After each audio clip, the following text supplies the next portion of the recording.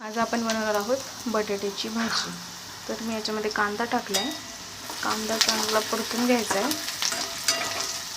नंतर त्याच्यात हळद टाकायची आहे, मीठ मसाला टाकायचा आहे, आपला घरगुती मसाला टाकला तरी चालेल। चांगलं मिक्स करून घ्यायचं आहे।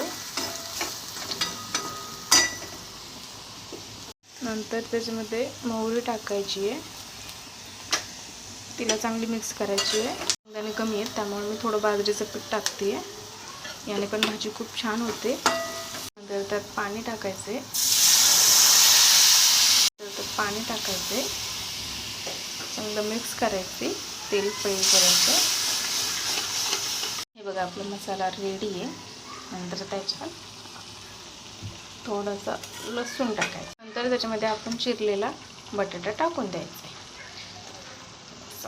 त्याला चांगलं मिक्स करून घ्यायचे, परतून घ्यायचे चांगलं त्या मसाल्यामध्ये बटाटा।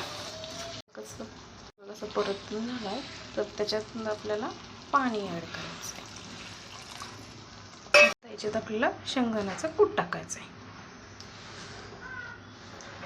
मिक्स करून घ्यायचं आहे।